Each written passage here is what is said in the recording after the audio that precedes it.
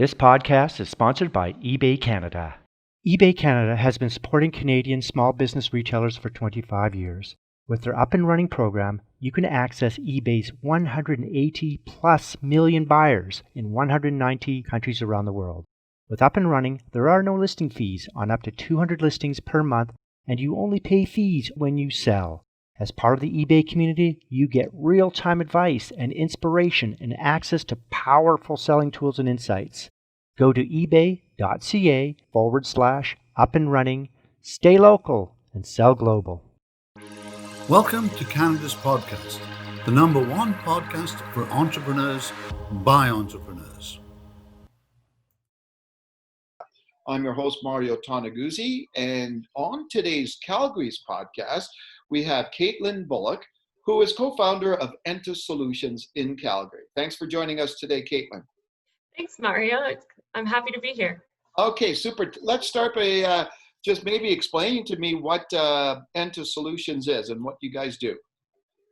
You bet. I'll tell you a bit of a story. Actually, it's kind of funny how it all came about. So I met my business partner, Adam, because I selected him for an audit when I was auditing for a client, and so that's how we kind of got to know each other a little bit, and so he got as he says, interrogated. So that was the start of where we really met each other, and we were working on a project for this client, and we had this really difficult project, and it was high profile, and the client was very changing all the time what they needed, right? And then there was all these different moving parts, subcontractors, contractors, everything. So it was just crazy to get this project up and running smoothly. So finally we kind of got that rhythm going, and one day the project manager comes out and his face is just like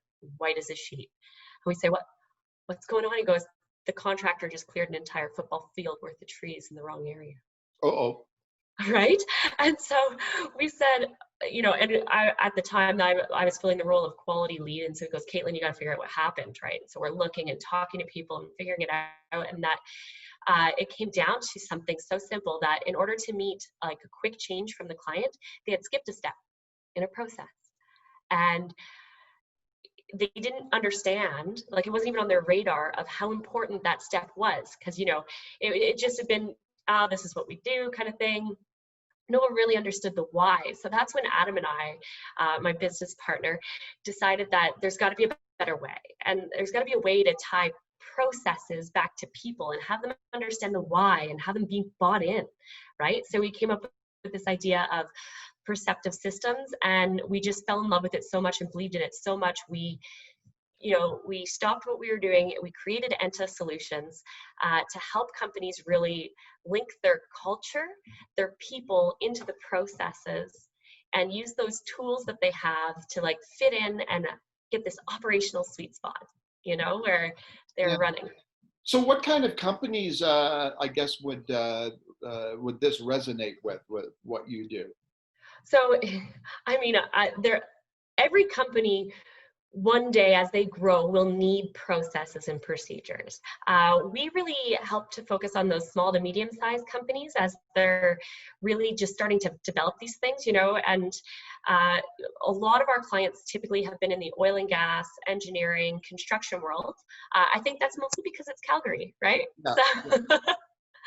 So why, maybe you could answer this question is why wouldn't a company have something like that in place in-house? Why do they need to go out of the company to get, this processes and everything in place?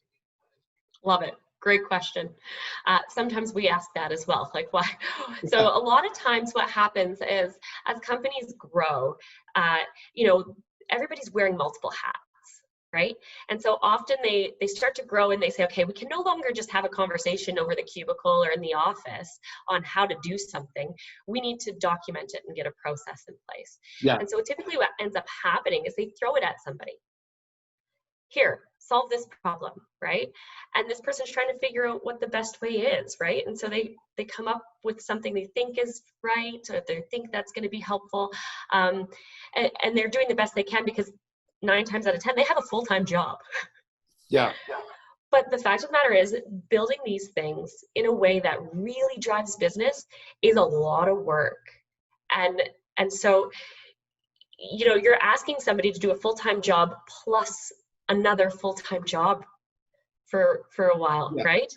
And so that's really hard. And so what we want to come in and do is help, like, both accelerate that, but bring to the table years and years and years of knowledge with all of our contractors that we have that are specialists in certain areas, to accelerate that and to alleviate, you know, that extra needed resource for a period of time. Once it's implemented, it's not so difficult for them to maintain it in-house, Mm-hmm. you know, but it's getting it off the ground that takes time and effort, and stop companies from having to recycle the same problems over and over again, right? Yeah, I would imagine that money becomes the bottom line in everything, right? As in any decisions that any company makes. So is that the case that you try to make to companies, as that, you know, this impacts your bottom line? Yeah, and you know, that's a really hard case, because a lot of these procedures and processes that they put in place are meant to mitigate these risks, like clearing trees in the wrong area, Yeah. right? So it's hard to say, hey, if you do this, you'll save money down the road, right? But I think once people understand the power of real business-driven processes, then they're bought in, right? But getting them to understand that it's not until they've had to put out a few fires or correct things that they really start to buy in. Yeah. How is, you know, obviously we've been through a difficult time here, you know, with COVID, but also, you know, being in Calgary, you know, the oil price environment. So it's been tough 6 years now, you know, basically for the city. How has that impacted what you guys do in your business? Yeah, you know, especially like COVID had a huge impact, right? Nobody wanted to spend money. Everybody was kind of wait and see. But there was a bit of a silver lining for us, because we were able to work on some of the things that we had dreamt about, but didn't have time to do. Yeah. You know, so we were able to automate a lot of things, and we've came up with a really cool platform and solution to be able to provide our services online, and in a way where small to medium-sized companies, where we want to focus, can afford it, right? So we've actually built it in a way where we help train their people, give them starting tools and templates and things to go, and then they get key interfaces with us. So it alleviates that typical consultant sits in your office, does all the work, throws it at you kind of scenario, right? Yeah. Yeah. So that part allowed us to do that. And, you know, we're starting to see movement now, which is nice. But the thing that helps what we do is that there's a lot of regulations out there. Like, companies have to do this stuff. Yeah. So, you know, even in a downturn, you still have to be compliant to these expectations and client requirements, as well as regulatory. And funny enough, a lot of small and medium-sized businesses don't really understand the commitments that they make. You know, a great example is, we had a client who, you know, was asking me a question. I said, oh, well, it'll be in this procedure that you have. And they turned around and said, well, I don't have that procedure. I said, but you should, it's regulation, right? Yeah. Oh, okay, Yeah. let's get you on board, you know? So do you think, you know, in times like these, when in challenging times and tough times, it's even more important for companies to do stuff like this? You know, that's a great point. There's a lot of efficiencies that, you know, we need to make, because times aren't as fruitful and you know, as exciting as they were before, especially in the oil and gas industry, where, you know, people didn't really have to worry about efficiencies or that kind of thing, because the companies were all just making money, right? Now we have to really look at how we're doing things. I think that's really important, as well as there's so much change, Mario, like with COVID, with how we're doing business. And we really need to capture that, because as we start to ramp up again, what is the process? The processes have changed. So Yeah. how do you onboard a new person or bring somebody back, right? Who's maybe been furloughed or on mat leave or whatever. So you need to have those processes in place, and they need to be realistic to our new way. Yeah. Do you know who Jim Gray is? No, who's Jim Gray? Jim Gray, okay, and for all those listeners out there that don't know, Jim Gray is kind of an iconic business guy in Calgary, an older gentleman who was part of the oil patch, etc. A couple of years ago, a videographer, Jeff Bradshaw, he runs a video company in Calgary. He started a website campaign where he had snippets from different people, including like Mayor Nenshi and other community and business leaders, talking about getting through in a recession. This was a couple of years back. And Jim Gray, I will never forget what he said. He said sometimes a recession is good because it forces companies to look at their processes and what they do, why they do it, etc. Because in the good old days, in the oil patch, companies really didn't care, right? Because they had money coming in like crazy, flowing like like the raging Bull River, right? Flowing into their coffers. But when times are tough, it forces them to look. Is that what you're seeing today with a lot of companies? Definitely. People are taking a look at it, and they're also taking a look at, like you said, they're not just their processes, but their services, right? If we don't look to embrace change and to address the needs as the economy changes, as our environment changes, we become obsolete. We become the Blockbusters of the world. Yeah, exactly. So what's it like? What's it like running a business in Calgary these days? In Calgary, specifically. In Calgary specifically, it's hard right now. Like I found the downturn, it's difficult, right? There's just sort of this apprehension still. And I was downtown in the +15s the other day, and everybody's wearing masks. And by everybody, I mean the total of 20 people that I saw. Yeah. And that it's just not the hubbub and the energy that used to be downtown. And that's it's sad. And I guess it's a little bit, disheartening to not see it. And I think that's a couple of, COVID and the downturn of oil and gas. And so it's difficult because you're not out there networking. You're not running into people in the +15s and having those conversations. And it's surprising how much like small business owners look for those touch points to really connect with people and connect with potential clients and meet people. And now it's all digital.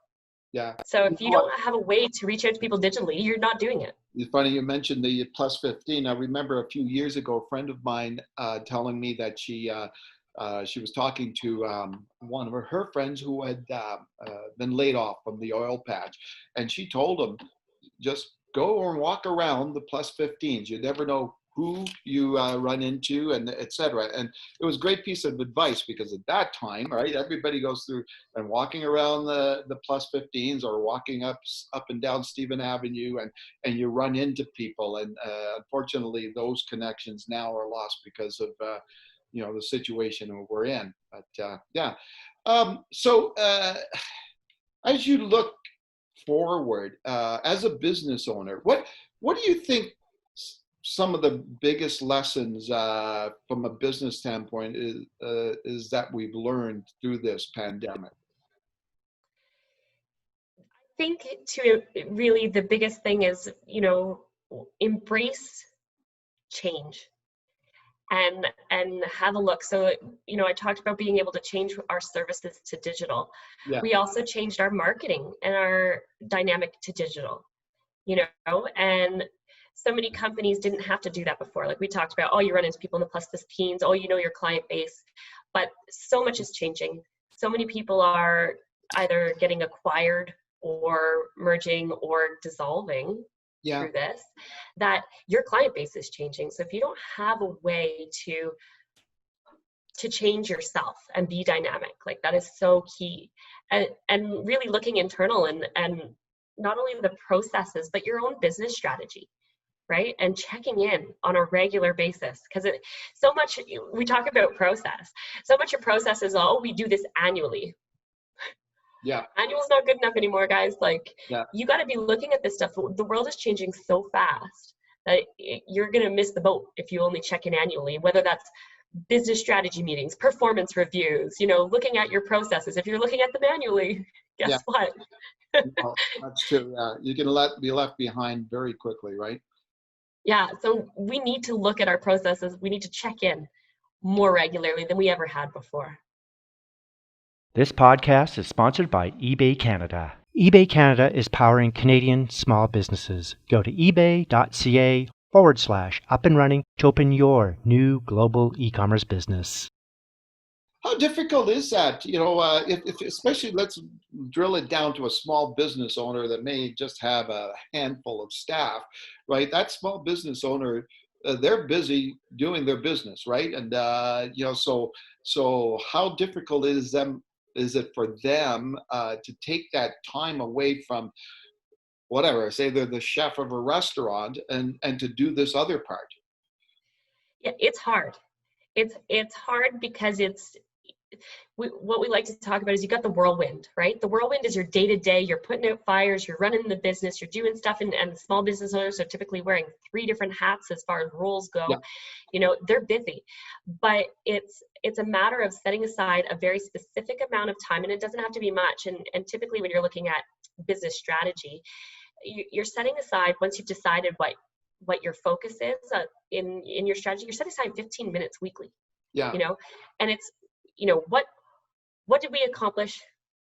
What are our obstacles, and what's next? And that's it. And but if you don't clear that 15 minutes out of your whirlwind, it just sits on the back burner. It sits. Oh yeah, I wanted to do it, but you've got to be committed.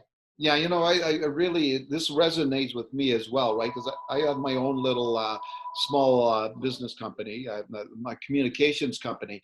And, I remember a few years ago, a friend of mine, he's an artist, like a painter, right?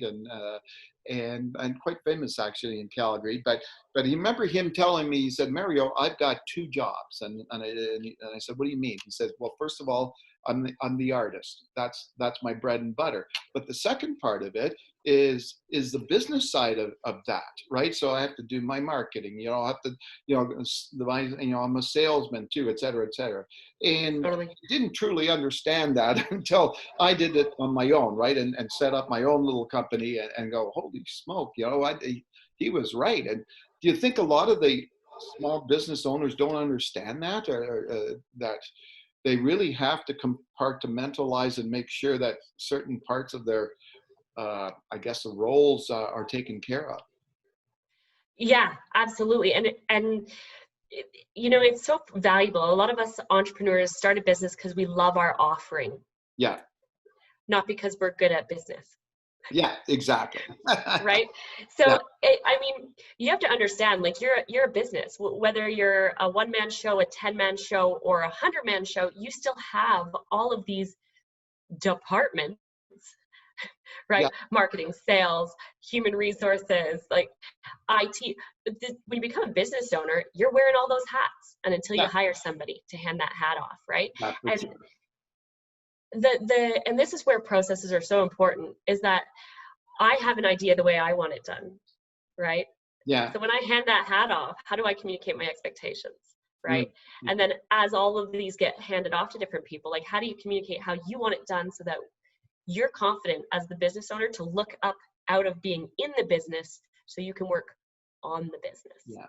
So with all the challenges that are out there, especially today, for being an entrepreneur, why do you like being an entrepreneur? That's a great question. There is a lot of challenges. Wouldn't it be easier to get a job where somebody else is just paying you and you just go to the office and that don't have to worry about anything else? And you got your money coming in, you got your benefits coming in, done. Absolutely. Totally. Yeah, absolutely. That would be a lot easier. In fact, my husband reminds me how much easier it would be if I did that on a regular basis. I think about it from time to time as well. Honestly, it comes down to just this passion. I really believe in being able to work with other businesses and help them succeed. We believe that the whole is greater than the sum of its parts. And when you get a company working in that operational sweet spot, man, it's explosive what you can do. And just being able to see that change is, I mean, it's what fuels me. Okay. And it's a passion. It's a passion to see that and believe that we can help other businesses succeed and create an atmosphere in a company where people can't wait to plug in. That's how I feel every day. Yeah. I can't wait to plug in and like start my day. And so it's been really exciting. And I think one of the things that has been so important, most entrepreneurs are doing it alone. And I started Enta with my business partner, and that has been so valuable to have somebody to collaborate with, to have somebody like when I'm down, he talks me off the ledge, vice versa. We build each other up and support each other. And as difficult as partnerships can be, like it has been so valuable to really taking it to the next level and being able to keep the passion going. So do you recall any best piece of entrepreneurial advice that you've ever received? Best piece of advice for being an entrepreneur? For me, I think the best piece of advice I would give is connect with other people. Network, not for client's sake, but long ago, Adam and I decided to build what we call the Enta network of innovative doers. And the fact of the matter is most of these people would otherwise be competitors. Right? But they're, they might have a niche subject matter experts in different areas like HR or health and safety or marketing, but they're consultants all the same. But we work with these guys, we brainstorm with these guys, and we pull them in. And man, having support, having other people who go through it, you can talk to, you can throw ideas against, or, you get a contract that's just too big for your company to handle, you bring people in. Having that team, and because it's lonely. It can be lonely, right? And it can be a tough go. So connect with people.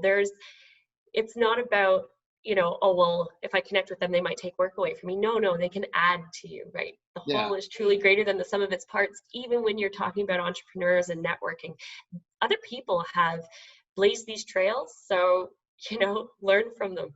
Yeah. So I don't know about you, but I know myself that, being on your own and doing your own,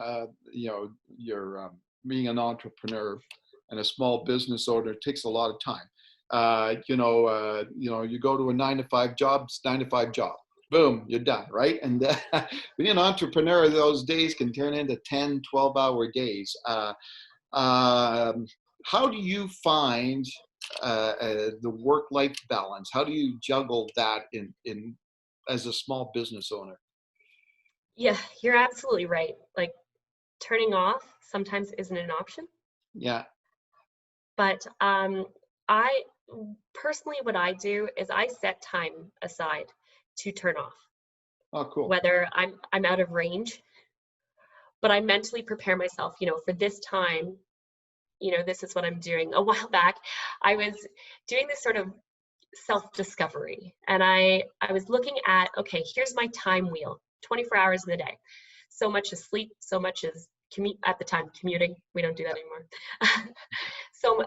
And I looked at my time wheel, and I literally had tops 2 hours with my family a day, 1 hour in the morning and like an hour and a half at night. And I personally wasn't okay with that. I said, how do I change any of this? I looked at it and I said, well, no, I'm not going to keep my kid up to midnight, So what do I do? And I realized that I can't change how much time, but I can change being present. Yeah. And so I really changed. For that time, I shut down. I said, this is my 2 hours. I put my phone away, I put the distractions away, and I was present in that time. So the work-life balance isn't always about how much time, but how present you are in the time that you have. Yeah. And I think that the other thing too about that is I don't think people understand how beneficial that can be for their actual work, right? Right? Because we all need to have time to relax and to be re-energized, so to speak, right? Yes. Yeah, but it's the expectations we have of ourselves, right? Yeah. Yeah. It's, I've got to be doing this. I got to be doing this. But you're so right, Mario. Like, funny enough, I always take maybe once a month a day out of my schedule for me to go hike. Oh, that's good. Yeah. I do the same thing, actually. It's either hiking or going on a patio and having a beer somewhere. Right? But consistently, every day I take to hike, something big happens. Like something clicks, an answer comes, a client calls and says, hey, let's get started on that scope of work. And I feel like it's an energy thing, right? See, that's a great point, because one of the questions that are normally asked in these interviews is where the people's inspirations come from and ideas, etc. And I find it the same way. And when I go out and I try to go out on a daily walk, etc., I find that even though I'm kind of away from the work, things will just pop into my head, right? And I find that with a lot of people is that sometimes they need to be away from that tunnel vision of what they're doing in their jobs, to let the ideas and creativity flow, I guess. Totally. Yeah, I 100% agree. Like that's when things really, you never really turn off. As an entrepreneur, you never really turn off. Your mind is always going in the background, right? So exactly. We have to look at those as actual, like, beneficial to our company. It really is. But we talk about entrepreneurs and ideas. Man, we're never for lack of ideas as entrepreneurs. We call it the shiny things effect, right? We want to chase every shiny thing, and we have to make sure we're chasing the right shiny things, right? Because we want it. Oh, that's a great idea. Let's do it. But then we're executing on 100 shiny things, and that it becomes non-realistic. All righty. Well, thanks a lot, Katelyn, for joining us today. Thanks, Mario. I appreciate you having me on. Okay, great. That was Katelyn Bullock, who is co-founder of Enta Solutions in Calgary. This has been Calgary's podcast on Canada's Podcast Network. I'm your host, Mario Toneguzzi. Follow us on Instagram, Facebook, LinkedIn, YouTube, and Twitter. Thanks for joining us today. This podcast is sponsored by eBay Canada. eBay Canada is here to help. They've been supporting Canadian small business retailers for 25 years, and their up-and-running program is getting Canadian businesses online today. Visit ebay.ca/up-and-running. Stay local and sell global with eBay.